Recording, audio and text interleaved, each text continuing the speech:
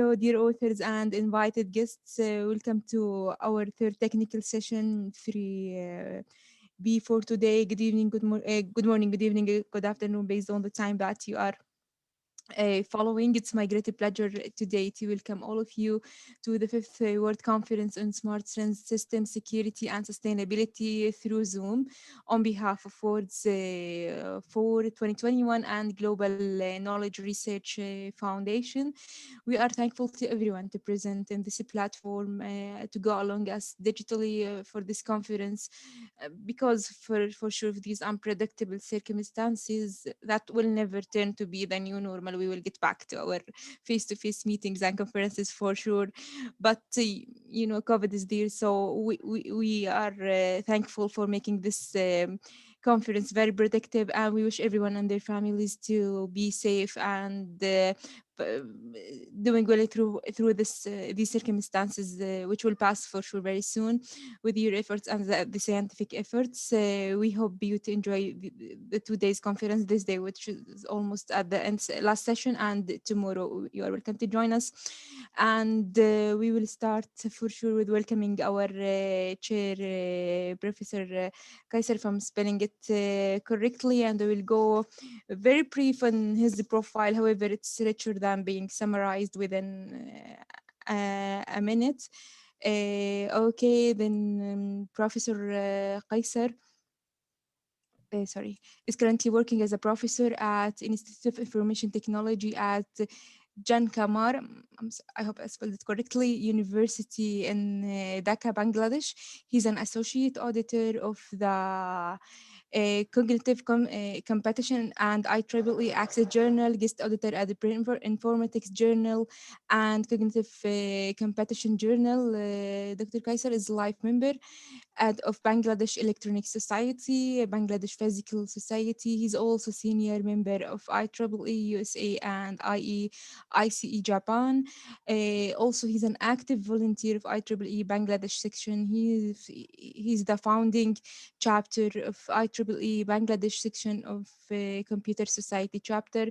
So welcome, Professor, and many thanks for your efforts. And thank you for serving this session. Very quickly, we will move to our first presenter, who's Mr. Prince from Costa Rica, who will present on behalf of the co-author a paper titled "When One Wireless Technology is Not Enough: A Network Architecture for Precision Architecture Using LoRa, Wi-Fi, and LTE." So the floor is yours, Master. We are all listening. Go ahead. Just a quick reminder that we have 10 to 12 minutes. I will raise a friend when your term is almost there, when you have about 3 minutes. And after that, we can take questions from the chair, and I will read the questions from chat if there is any. So go ahead, please. I will stop the sharing from my side. Share your screen, and we are all listening to you. Thank you. Thank you. I will start to share my screen. Yeah.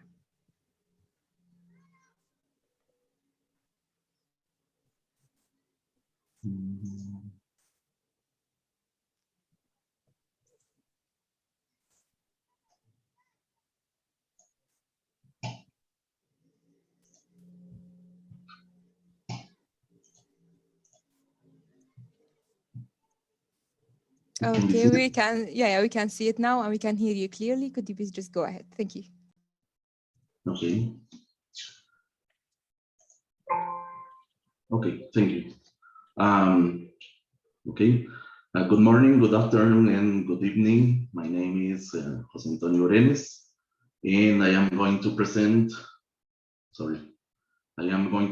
our research entitled "When One Wireless Technology is Not Enough: A Network Architecture Using LoRa, Wi-Fi, and LTE." In this research also participated Professor Gabriela Marín Rantos. The agenda for this presentation is as follows. I will start with a brief introduction to this research. Then I will introduce two important concepts for this research: the Internet of Things and the wireless sensor networks, and also the precision agriculture. Then I will list the network requirements that we consider for precision agriculture solutions. And I will mention the distinct wireless sensor networks available for IoT and for smart farming solutions. Next, I will talk about a comparison between different wireless sensor networks, and I will present the network architecture and implementation of our proposal. Finally, I will mention some conclusions and future work. Today, we are facing big concerns related to the world population increment, pollution, and climatic change. According to a study made in 2019 by the United Nations, the world population is increasing extremely fast, um, reaching 8.5 billion people by 2030, while it can reach 10.9 billion people by 2100. That increment may necessary to produce more food than they produce today. Other problematics like pollution and climatic change have been affecting farmers around the world, mainly provoking crop losses. According to the OECD and FAO, people in low-income countries like Costa Rica get the bulk of their daily calories from vegetable sources. However, around the 84% of farms are smaller than 2 hectares, which make it difficult to produce food for subsistence and for sale. In this context, precision agriculture emerges as a solution. Precision agriculture refers to a farming management method with which it is possible to produce more food by using less resources. Resources like arable land, water, fertilizers. To do that, in precision agriculture, it is needed to observe, measure, and respond to variability in agricultural crops. The actions taken by systems can vary from manage the irrigation, control the temperature or different variables, and modify the fertilizers applications, for example. If we incorporate technology to support the precision agriculture processes, we can make farmers more competitive, improving their economic situation.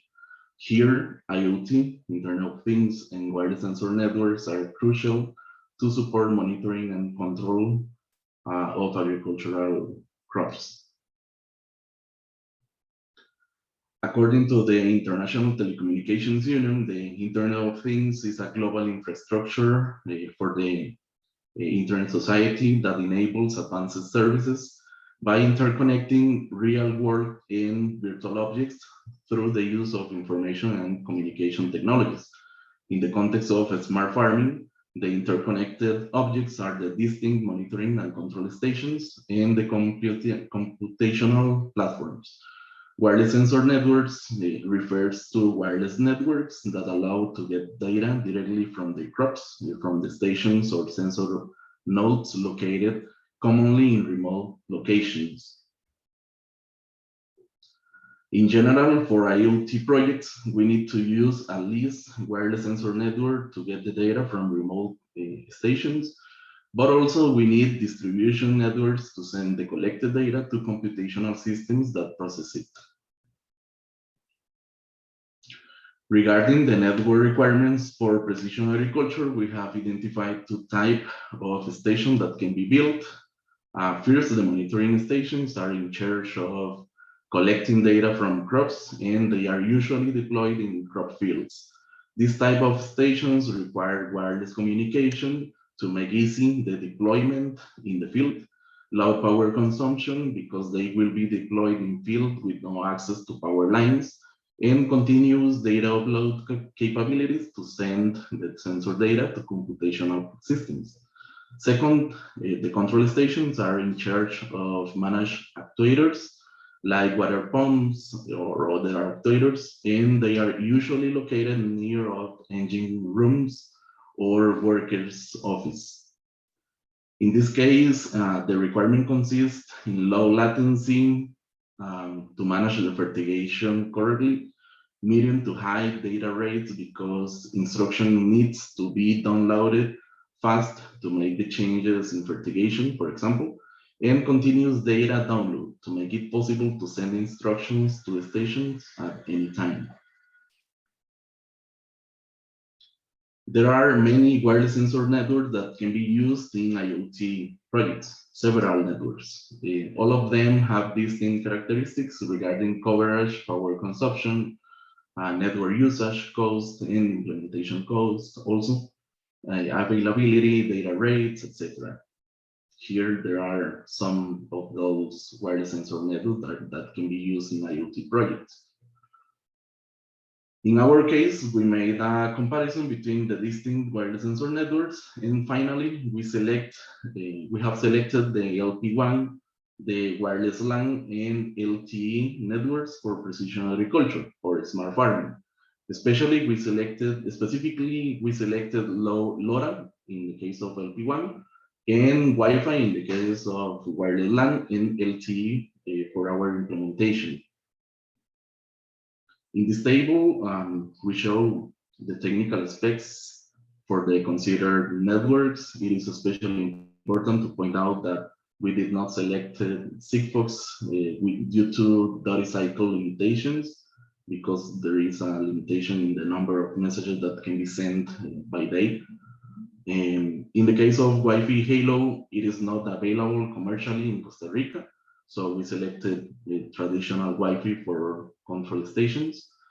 And in the case of LTE, we select the LTEM due to it is the only implementation available in Costa Rica. We are currently working in several projects related to the creation of a smart farming solution for use in greenhouses, specifically a low-cost solution. Our solution seeks to be cost-effective to enable the small farmers to access it. The general architecture for the solution is presented in this figure, in this image. It consists of distinct monitoring stations and control stations also to support the fertigation, and computational platforms located inside and in remote locations to allow data analyzing, process automation, and, for example, alert farmers. To manage the communication between distinct stations, we propose to use the network architecture presented in this image. We propose to use specifically LoRa networks for the monitoring stations that are located in remote locations in the crop. That is to allow the deployment of monitoring stations in the field easily without the need to wire the crop. And for control stations, we use LTE-M and Wi-Fi according to the location of the tanks. For example, if the tanks or water pumps are near of the worker's office, we can use Wi-Fi, for example. But if the tanks and water pumps and other actuators are located in a remote location, we need to use, for example, LTE-M that have a longer coverage. And for control stations, we use LTE-M. Okay. For data transmission to the computational platforms, we use LTE-A or XDSL or Coaxial, depending on the availability in the location for the worker's office. And as a conclusion, we analyzed the main features of distinct wireless sensor networks useful for IoT projects, especially for farming, for smart farming projects.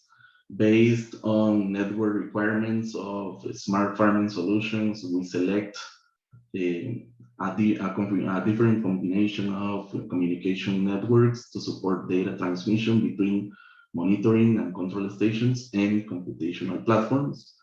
And we propose as a future work, we plan to use Wi-Fi Halo when it will be available, because as I mentioned, Wi-Fi Halo is not available right now commercially. Thank you for your attention. Is there any question? Thank you very much for the great presentation and the great idea, which already matches the trends in the market and telecom sector, and hopefully it will be applied and it will be helpful to the humanitarian system. You are lucky you don't have questions on the chat box, but let's see if our chair has any question, any concern, feedback. So, Professor, what do you Yeah, think? I have a question. Yeah, please. Yeah. Uh, so my question is, what are the challenges, in your opinion, if we implement this kind of system for our daily living? What are the challenges? The challenges for implementation of? If we like to implement this kind of system, in that case, what are the challenges? Okay, the challenge in terms of the implementation. Yeah. Let's say people are using different types of wireless devices, and the frequency you are considering for your system are actually lies in the ISM band. So there will be a lot of interferences. How you will actually compensate this effect? This is the main question. Okay, thank you for the question. I will show this slide with the network comparison. Okay, mainly we consider the use of LoRa because we did not select the LoRa as a start point because there are different LP1 networks. All the LP1 networks have similar characteristics. In the case for LoRa, for example, there are some specific characteristic that allow to deploy the network easily and in a private solution.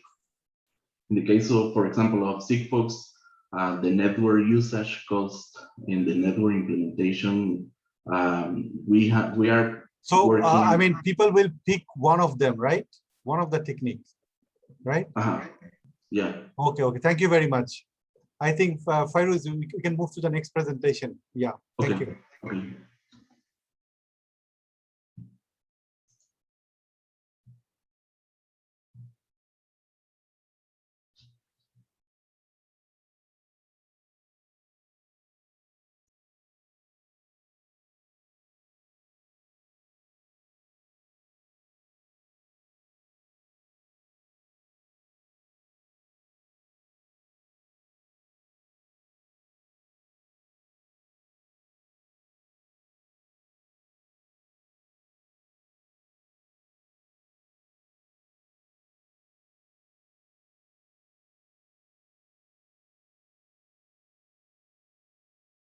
Yeah, I'm sorry, I was muted. Please just unmute yourself and could you please just share your screen? Sorry, I have a little problem with my screen sharing because my system has no permission for that. So I have to. Yeah. Could you push it to me on the chat? I will share it from my side. No worries. If possible. I think it is possible. Yes. Yeah. It's FAI or just to make it to find it faster. Do it as attachment. I will just to share my screen, I have to first. I have to leave the conversation, and I have to. Then I have a quick solution. Let's just swap between you and the next presenter, and we will get back to you after the next presentation directly. What do you think? Thank you very much. I would like this. Okay, then we are at COVID time. We are so dynamic, and let's move to our next presenter. I'm really sorry for the short notice to Mr. Furtis, who would present on behalf of the co-authors another paper titled as "A Training Web Platform to Improve Cognitive Skills for Physicians Attacks Detection." So could you please just start with the presentation, share your screen, and we are all listening.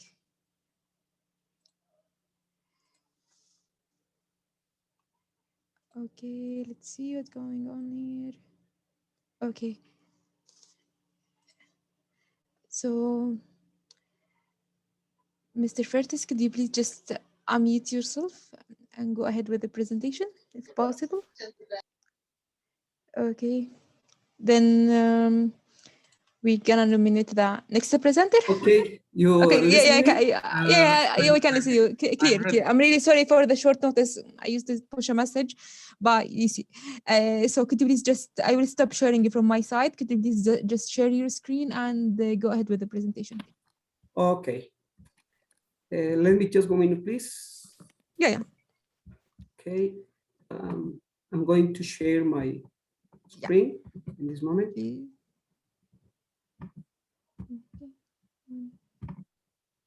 Could you ask me if you Yeah, can yeah, see it's it? brilliant. We can see it and we can hear you clearly. Please go ahead. Okay. Okay. Good afternoon in London with everyone. Thank you for being here. My name is Walter Fuertes. I'm going to show you our presentation related of a training web platform to improve cognitive skills for phishing attacks detection. Actually, this is a result provided by our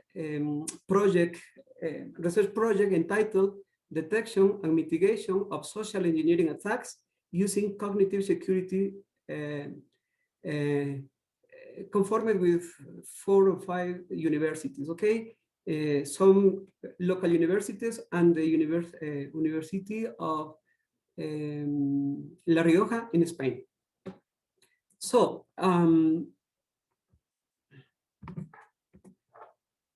I have divided my presentation in 5 points. I will start with the motivation and goals, the background and cognitive factors. Then I talk about the research design and methodology, the experimental results, and conclusions. Regarding with motivation, cybersecurity attacks have presented a significant growth during the last years. Technological inclusion in daily activities increases due to the COVID-19 pandemic. For example, teleworking, telemedicine, telehealth, telestudy, etc. An increase in cyber attacks such as phishing, ransomware, phishing, smishing, and other social engineers were more relevant. Cybercriminals took advantage of the massive use of electronic services and social networks. So we have the responsibility to refine decision-making process that will improve the detection of phishing messages. The goals, we focused on the background of phishing by performing an analysis of cognitive factors. Okay, normally we working with various algorithms using artificial intelligence with machine learning, data mining, and business intelligence too. However, the email infected, for example, with phishing is already on the mail server. So we have understood that the technological aspect does not reduce the social engineering attacks. Therefore, we're now embedded in cognitive science and cognitive psychology.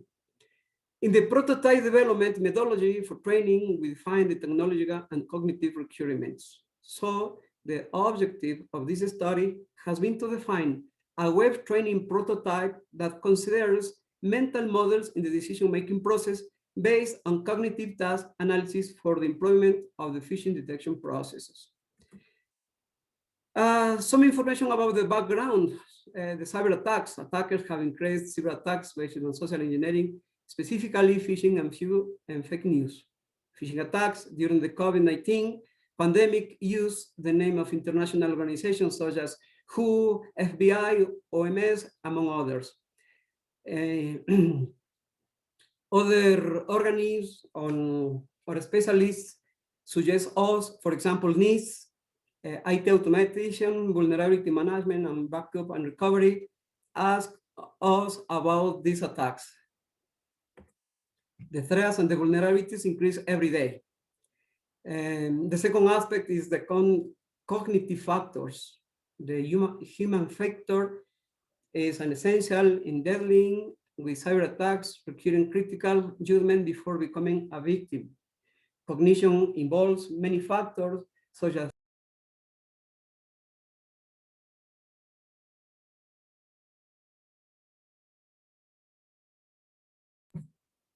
excuse me, do you listen me? Yeah, we can listen to you. Sorry. Okay, sorry. It's fine. Talking about the cognition factors, the cognitive factors, okay? Cognition factors include how the people thinking, its language, the perception, the using memory, the reasoning, the attention, the problem solving, the decision making, etc., which are part of intellectual development of experience. So we use cognitive science as part of philosophy, psychology that studies the behavior of individuals or groups of individuals in their environment. Okay, within our context, cognitive science is called the scientific study of the mind and its processes. It is an interdisciplinary field that examines the nature, task, and functions of recognition in the broad sense. Okay, cognitive psychology, in contrast, is the area of psychology that is responsible for the study of cognition, that is, of the mental processes involved in knowledge. We have a table here. This picture shows some cognitive process model, okay? Some cognitive process and some resources, okay? And we have, for example, response time to choices, evidence calculation, or response time, okay? You have 3 minutes more. If you please just make it faster to cover everything. Okay, I have enough time yet, right? Thank you. Okay. 3 minutes more, yeah. Okay. Oops, 3 minutes. I don't think so. Okay, it's fine. I can give you one extra. Go ahead, it's fine. Okay. So let me show the design methodology, okay? For example, we have 3 related phases to characterize the phishing attack processes. The initial phase, the phishing initiates the attack. The middle phase, the protection tools are more relevant. And the post-phishing phase, the attack is booming, is successful. Okay, so we tried to implement a web platform for training. Okay, this web platform we developed using JavaScript and PHP for the backend and Bootstrap for the front end. To store the data of each user, we use Atlas MongoDB, for example. Okay, this architecture represents the model process for the web training. Okay, here we have the user registration. Here we have the different directions and the exercises, and here the system can calculate the results. Okay, and normally we try to complete this process using the following variables. For example, response time for each exercise, hit and error rate, response latency, exercise characteristics, and user interaction. Okay, here you can find the user graphical interface in this exercise. For example, when the experts or people do not, without knowledge of cybersecurity, for example, make the operation. Okay, so here we have some results related with the hit rate of each participant. Okay, so we talk about the result, the experimental results, and we can conclude that there are important information about the cognitive factors of each person, of each people who works, who open and infected a mail with phishing, for example, or some fake URL. Okay. As conclusions, in this work in progress, a prototype of a web platform we designed with the characteristics of the user persuasion concerning phishing attacks. Okay, the more closely the simulation resembles reality, the greater probability of gaining insight of response patterns. Okay, variables such as response time, error rate, and hit radio are related to years of experience and helping comparative research on how experts or novices resolve cyber attacks. In general, cognitive science has been used to understand the behavior of adversaries in order to minimize the impact of cyber attacks. Finally, we conclude that the analysis of cognitive skills is a guideline for generating a mental mode that explains individual actions in the face of potential cybersecurity attacks. This is a work in progress and is part of our research, our project research entitled Detection and Mitigation of Cyber Attacks, of engineering, social engineering attacks using cognitive security. Okay, Thank you so much. thank you for the presentation. We have no questions on the chat, which is a lucky thing for you because your idea is clear, so it will open a huge debate. Okay, but let's see our chair. What do you think, doctor? Do you have any question, concern, Yeah, I have a recommendation? suggestion. Yeah. I have a suggestion. The suggestion please. is related to, I mean, which sectors you are going to consider. Excuse me, could you repeat the question, please? Yeah. Which sector do you want to consider? I mean, for validate the system, because you like to make a robust system, right? So for validating your system, you have to consider different types of user group. Which group you are planning to consider? That is the question. I mean, are you consider, let's say, bank, let's say university, let's say companies for validating the system? Because you are going to check human factors and the cyber security. What is the relationship, right? Right. Thank you for your question. Unfortunately, we evaluate our platform with the students first, okay? University students, then with technicians, then the people Actually, who my suggestion is you classify the user into 3 groups. Let's say expert group, I mean, they have much of knowledge about the cyber security. Second group, and third group is no knowledge. So if you consider this kind of grouping and then check your system, in that case, the result will be really nice. Yes, as I told you, this is a work in progress. We have the web platform for training to students. Different kind of people use these platforms. We started with students, then with technicians, then with people who works at the ministries, and then we use this platform with experts. So we try to validate with different kind of people. So in this moment, we're going to use data mining, for example, to process this information and to try to understand why the people thinking before active email with phishing, for example. Thank you, Walter. You're very welcome. Okay, thank you for the presentation and for sharing the ideas. Now we want to get back to the previous presentation. Sorry, I wanted to stop the screen sharing. I will take it from there. So again, we want to get back to Mr. Margavitis, who wanted to present his paper titled as Safety Principles for Designing Generic Products for Railway Signaling System. Thank you. Mr. Go ahead, please. Just unmute. Yeah, go ahead. Thank you. Can you see the? Yeah, we can see it clearly. Yeah, go ahead. Okay, so good afternoon.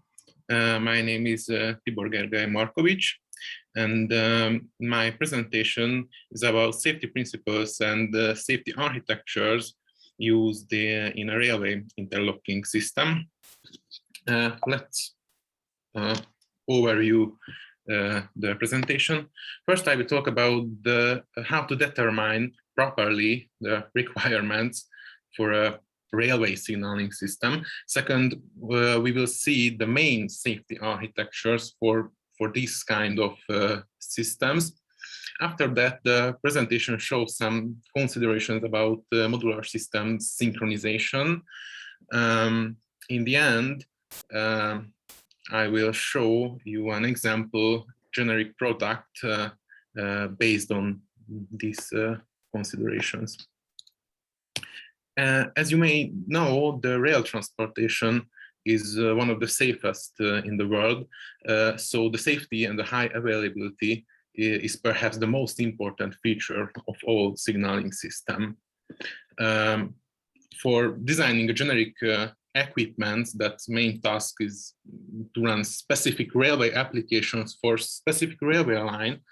The starting point is to determine the requirement specifications. These requirement specification comprises mainly of two parts: the non-safety related requirements that can be operational, functional, and the safety related requirements. Safety related requirements based on safety functional requirements that the subsystem needs to achieve. The safety integrity requirements that we can see define the level of the safety integrity required for these safety related functions. Basically, the higher the safety integrity, the lower the chance that the safety related function will fail the system. Safety integrity can be considered in two parts: systematic failure integrity and random failure integrity. So to meet the safety integrity requirements, special safety principles must be applied in the architecture design phase during a railway signaling system development. So what can be these safety principles? The most important is the safety architectures. Considering the safety and availability requirements at the same time, the following safety architectures used commonly: the 2x1/2, the 2/3, and the 2/4. So let's see the 2x1/2 architecture. It has 4 channels that consists of 1/2 architecture arranged in a 2/2 style. Since the base 1/2 architecture protects against dangerous failure when the 1/2 processing units detect a failure, the other 1/2 will take over its place to protect the system against shutdown. So this 2-channel architecture can detect failure relatively easily because the comparison logic should only assure an error signal and not more that activates the redundant channel. At the same time, this activation, the activation of the redundant channel could take many time, so it's not recommended for control systems with low latency requirements. The 2/3 is maybe the most popular safety architecture to achieve the desired safety availability requirements. In this architecture, there is a voting for each information instead of just comparing the 3 ways like the architecture before. However, the implementation of this architecture is different when it is used as an intermediate processing unit, and it's different when it's used for an output control unit. This is very important. For an intermediate processing unit, usually there are multiple state machines with multiple hidden variables that cannot directly affect to the output. If these hidden states do not change the output for a long time, the 3 independent processing units could be in different internal states that could have a serious safety consequences. So we have to eliminate this risk. So we have to vote these hidden variables in the processing units, each separately in the 3 ways. This method can be considered as a reciprocal comparison, as we can say, not an independent comparison as for an output control for a 2/3 systems. The last one is the 2/4 safety architecture that's similar to the previous, but it has a very good maintainability, and it has extra availability due to the extra channel. Now let's see some synchronization problem that we have to face in the design phase of a 2 out of 3 or 2 out of 4 safety architecture based system. So in these systems, application related input information enters the system in 3 separate ways, as we can see. I signed with this red, green, and blue. And this enters to the system separately, absolutely asynchronously. So we cannot assume anything about their synchronity and the synchronity of the inputs. Of course, this is also depends on the technological cycle for this kind of system, because they are usually works in a technological cycle. If the larger technological cycle, the easier to maintain the synchronization with internal or external subsystems. Also, if the same data arrives for the 3 ways in 3 different technological cycles, as we can see in this picture, the majority vote on each way results in the adjacent ways overwriting the incoming data. So the system will completely lose this information. So to eliminate these types of errors, it's only worth considering a processing model does not process the incoming information immediately. Instead, it is needed some kind of synchronization. So some kind of synchronization must be applied. Yes, but most of the industrial programmable logic controllers, so PLCs, the synchronization task is performed by some kind of central logical unit, LG. I wrote here LG for this central logical unit. While the input information came from communication units or separate I/O modules. So the best way to synchronize a hierarchical system is if the redundant channels vote their incoming data themselves separately and do not send them to the logical unit, the central logical unit, immediately. Okay, so 2 minutes, Muram. Sorry for interruption. Okay, thank you. So for designing a modular safety system, message-based information receiving and synchronization is very important aspect. So the communication backbone is very important, and these kind of communication backbones can be also should be also redundant. It can be 2 or 3 ways. These processing unit triplets should contain a proper number of communication modules, these little COM modules, according to the backbone, that should contain some buffers for synchronization purpose. And I have an example, the Silma as a generic product according to the railway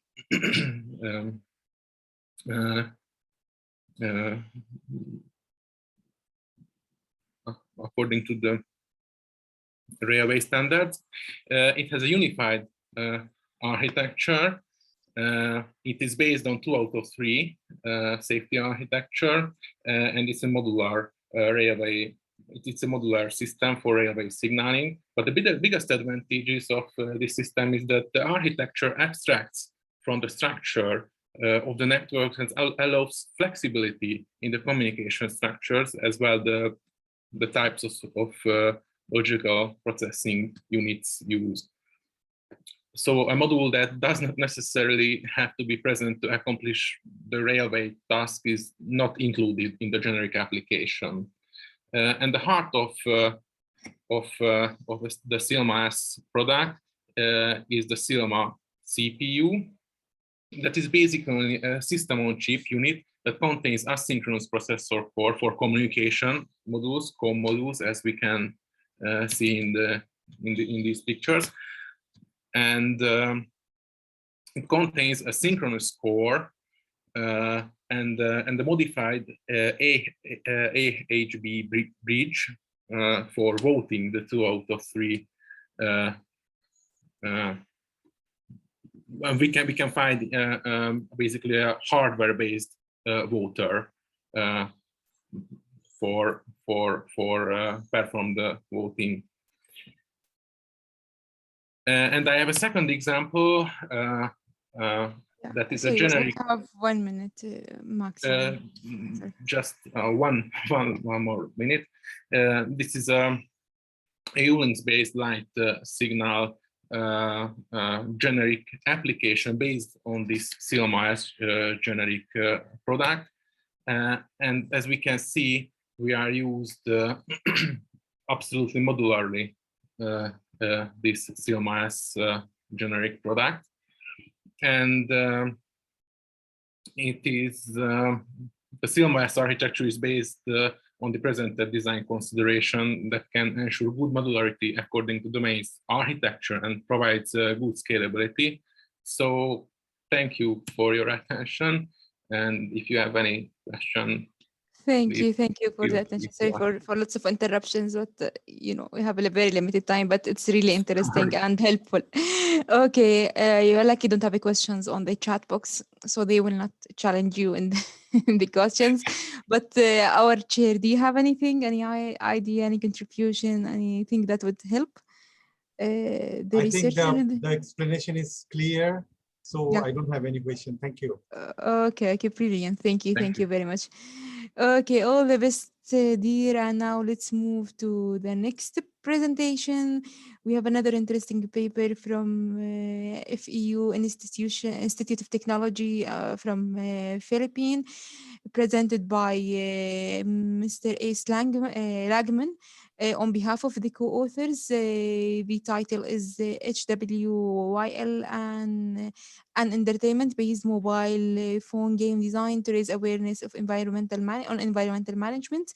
It's really an important topic, and we are curious to listen to your contribution and research.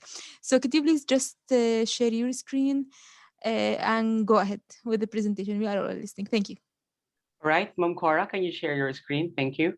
Yeah, I will stop mine and go ahead. I have an assistant to share her screen. Okay, that's brilliant. All right, so good afternoon, everyone. It's my honor and privilege to present to you our research paper entitled Who Will? An edutainment-based mobile phone games designed to raise awareness on environmental management. Also, let me acknowledge the presence of my co-researchers, namely Maria Corazon Fernando, Dr. Jerry Delata, Dr. Marie Levetgo, Maria Vicky Salomo, Sir Henry Vicente, all our faculty members from FEU Institute of Technology. And of course, yours truly, Dr. A.C. Lagman, Director of IT Department from FEU Institute of Technology of Philippines. The outline of the presentation are as follows: introduction, related of studies, methodology, game interface, results and discussion, and conclusion and recommendation. Before I proceed to my presentation, I have some questions and thoughts to ponder to everyone. Have you experienced devastated floods in your areas, or sudden change of weather temperature, or even having pulmonary diseases or respiratory problems? The reason why I'm asking this is because these are some of the implications of environmental problems such as climate change, global warming, floods, and pollution that we are facing. And the key to lessen or minimize this problem is to provide an environmental awareness to all of us, especially to our children. Let me first define what environmental awareness is.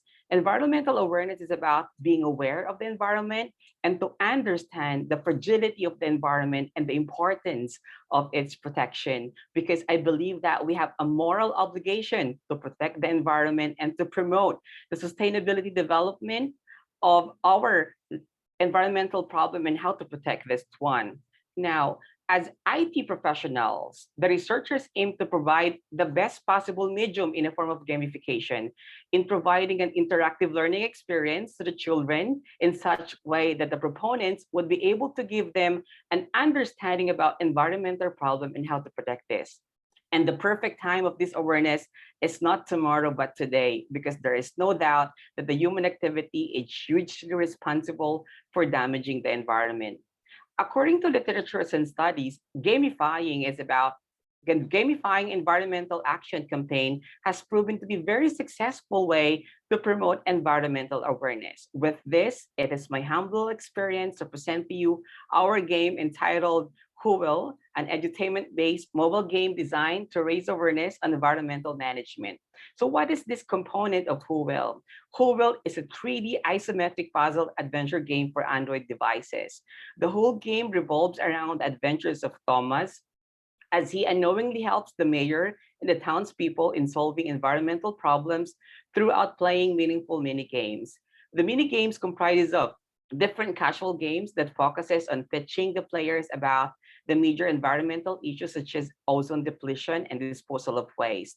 The interactive learning experience educate players on how to mitigate environmental problems. And in terms of methodology, the researchers used the following techniques and tools such as Scrum, software development model, beta testing, and software testing technique. And to evaluate game application, the researcher used an instrument to evaluate game concepts and implementation based on certain criteria and indicators. In terms of statistical analysis, mean and frequency distributions were used based from the game expert's response from the instruments used. And to present the mini games concept, may I call on my co-researcher, Maria Corazon Fernando. Hello. Hello, good afternoon, everyone. Am I loud and clear? Yes, of course. Go ahead. Yeah, we can hear you clearly. Thank you. Okay, for the game interface, we do have the minigame 1 and minigame 2. The first minigame entitled as Segregate. This minigame will be available upon interacting with the sanitary engineer, that is the gameplay story. He will ask you to give him a hand in manually segregating garbage while he fixes the segregation machine that was damaged due to overflowing garbage. There will be 2 containers, each of its distinct uses for segregating biodegradable and non-biodegradable garbages. 3 mistakes and you will lose the mini game. You will win the mini game once the timer finishes. The conveyor belt will slowly increases in speed as the bar slowly reaches the completion. The next one, named as Ozone. This mini game will be available upon interacting with the steel worker. She will ask you to help them with the carbon emission that the factory would keep out of the steel for the bridge is being created. Layers of the carbon emission will descend from the stratosphere to the troposphere, in which will act as a greenhouse gas. Using the carbon emission from the steel factory, you must fill out the layer of carbon so that it would dissipate back to the stratosphere, which will help the absorbing lots of harmful ultraviolet light from the sun. You will win with the mini game once the timer finishes the layers of gas, will slowly increase in speed as the bar slowly reaches the completion. Once the layer of carbon emission reaches the troposphere located at the bottom of the screen, you will lose the minigame.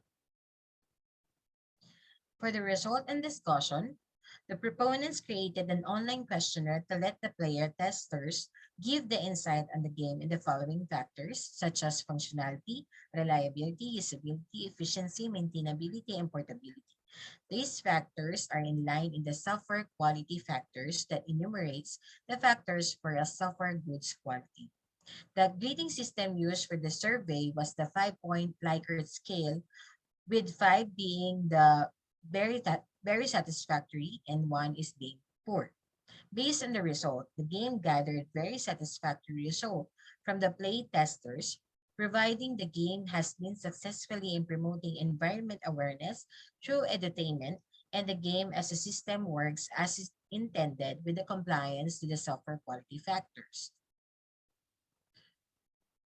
For the conclusion and recommendation, the future respondents are advised to be very careful in setting their objective because it is major influence Overall development time will limit the game plan or form. If possible, future proponents can focus on the following. First, develop varied gameplay modes if they have enough development time and if it has had been planned in early stages of their proposal. Second, create gameplay mechanics that are deeper and can appeal to the hardcore gamers and promote replayability. And last, research deeper as of why waste disposal continues to be a problem in the Philippines. Here are the list of our references, and thank you so much for listening to our research. Um, on behalf of my co-authors, Doc Ace Lagman, yours truly, Miss Maria Vicky Salomo, Doc J.R. Lalata, Doc Marie Lovetco, and Mr. Hinji and Vicente. Thank you.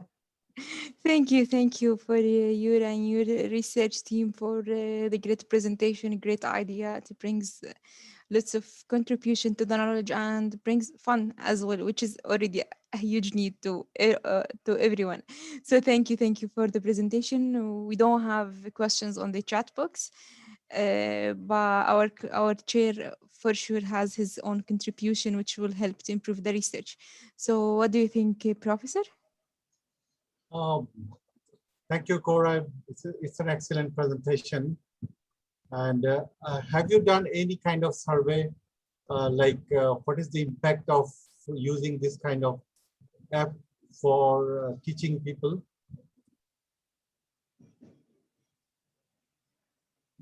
Have you done any kind of requirement analysis for your work? Sorry, can you repeat the question? Thank you. Have you done any kind of requirement analysis? Because you are developing an application, right? So Yeah. when we develop an application, we should have some kind of requirement analysis. Have you done that one? Yeah, the researchers already provided a requirement analysis in terms of the software and hardware requirements of the implementations of the prototype. So the platform is powered by Unity and it's been deployed to Android devices. Okay, looks very interesting, and hopefully soon it will be live and we will enjoy it. So thank you for the presentation, the knowledge and everything. Thank you so much, everyone. Thank you. I wanted to double check that Mr. Dower is not here because I tried to find the name, but I did not find it.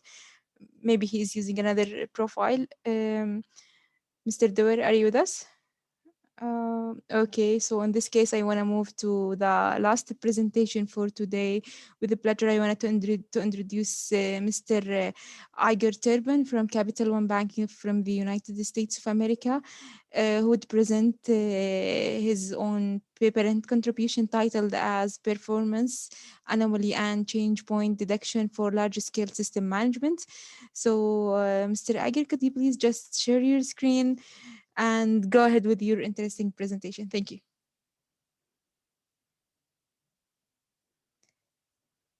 Mr. Iger, are you with us? Yeah, maybe you are muted. I just wanna. Yes, I'm here. Okay, so could you please just share? I will stop it from my side. Could you please just share your screen? Yes, I can share my screen. I'd like to. Please. Yeah, please. So it's going to be my screen. Yeah, it's just as a quick tip. Would be there is a green button in the bottom. Yeah, which is brilliant. Okay, Doctor, we are listening to you. Go ahead, please. Sure, I'd like to be sure that my screen is here, and also yeah, we can see it. It's brilliant. Go ahead, and we can hear you clearly. I'm going to start video so you could see me also. Yeah, for sure. Very good. Thank you very much for letting me to present. And I'm Igor Trubin, and I work for Capital One Bank in US, and I do some data analytics for IT department. And I'm going to present this paper about performance anomaly, change point detection for large-scale system management. And you know, I use this technique for years because the Capital One is a big bank with a lot of systems, thousands and thousands. Now everything is in public cloud. The abstract you could see here. Yeah, let me start with the classical approach to do anomaly detection, which is based on the statistical process control.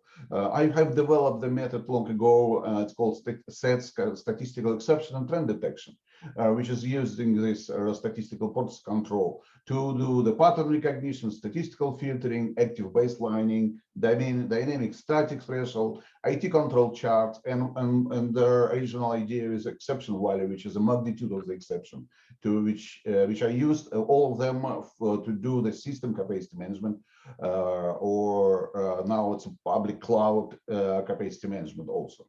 The basic idea is simple. If you could look at the chart, you could see the last week, last 168 hours of the actual data with some black dots, and on the top of this, there are upper and lower control limits based on their baseline, which much more longer, like a few months back, and also an average. And everything is grouped by hour because morning and the Sunday is completely different from the morning on the Monday. And in this case, it's a CPU utilization on some server. And you could see exceptions or it's anomalies when the actual data actually exceeds some limits. And you could build this control chart yourself. You could see the link. It's a performalist.com. You could go and to build your own this profile. I call it system profile if you have hourly stamp data. So that's one part of this. It's just anomaly detection, but using the exception value, which is an anomaly score or magnitude of the exception. If you could, which is actually difference from their actual data and some limits. If you keep this over time, the equation EV equals 0, exception value equals 0 over time. This equation has a roots, which is actually change point. It would be very helpful to have it. For instance, on the chart, you see the adjustment points, actually it's change points. And if you start your sample to do some forecasting, it would be much accurate. There are more information about this classical approach. You could see in my different white papers. The link is here. And another more modern approach to do anomaly detection is deep learning, catching normality or abnormality with neural net. And at one part of this, I'm going to show you a little bit, and also using entropy calculation to detect some imbalance in some objects. So the abstract of these ideas is here, but let me start with just neural net. It's a known technique to use artificial neural network. It's just a similar idea from the biological neural network, but it's different. Basically, it's a bunch of their neurons connected with a synapses. And everyone has their inputs and output, which should be calculated based on some coefficients, which is a weights, using some formulas like this logistics sigmoid formula. So there is an input and there is output, but to make it work, you need to train this model and then to apply the model with their calculated coefficients to the real data.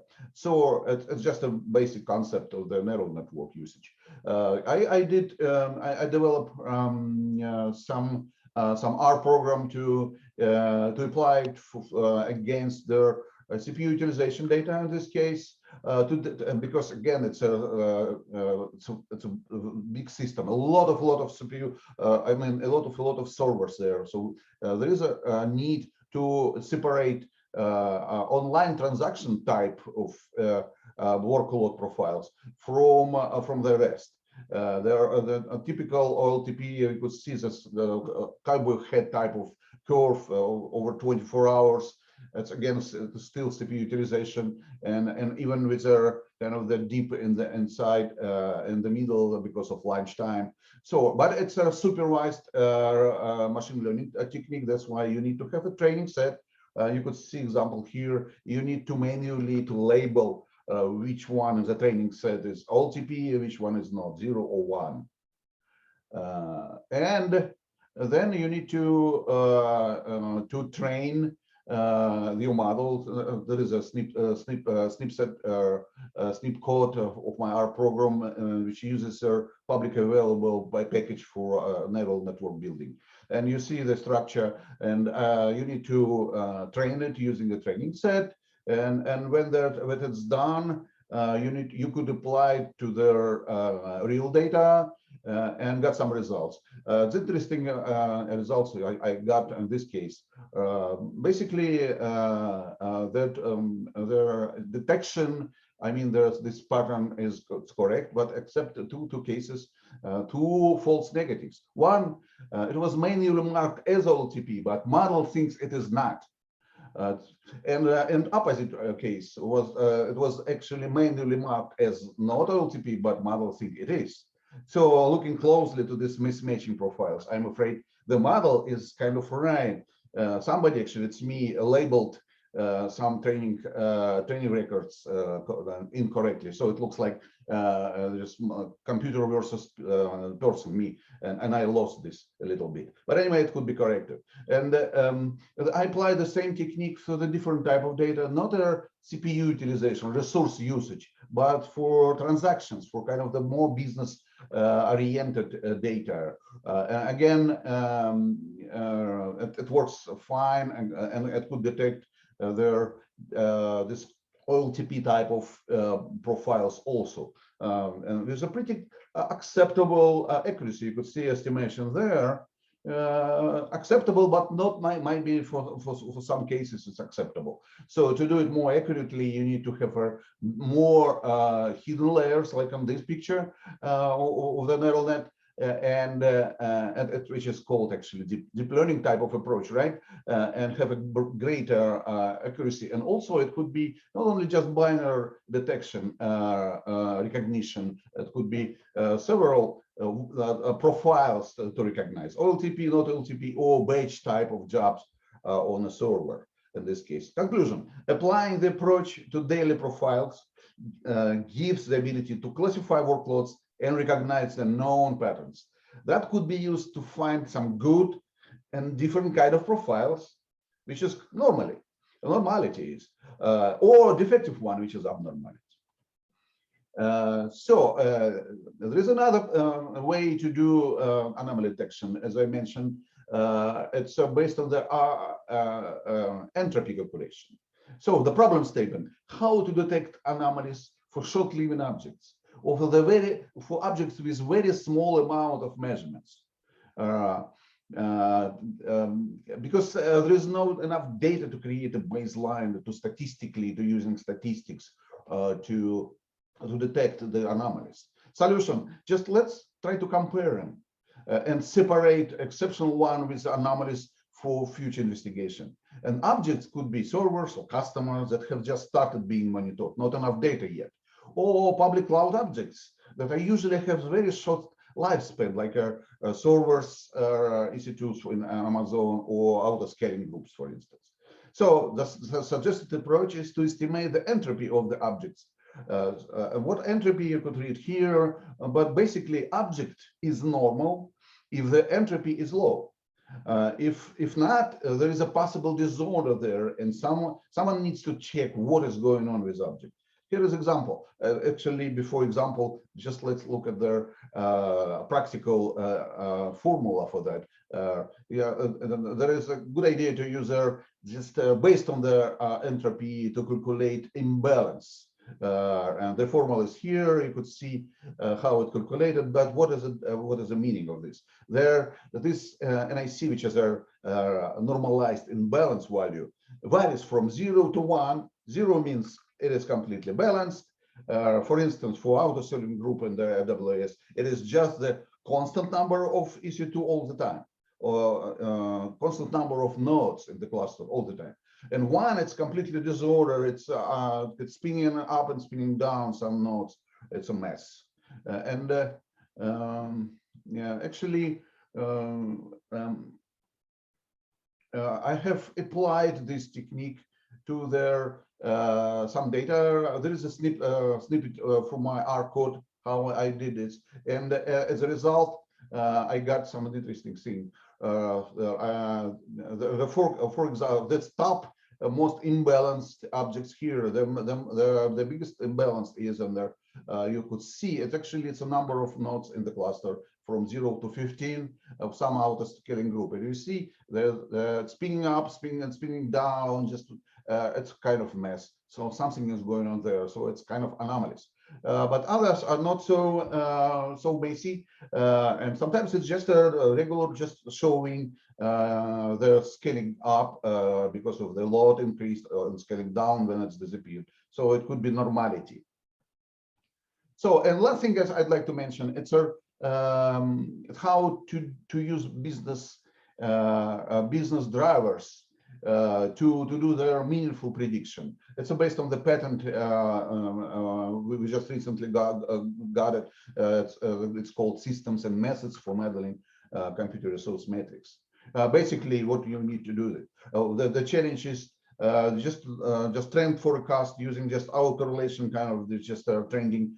It's not very good because it doesn't do anything with the business drivers.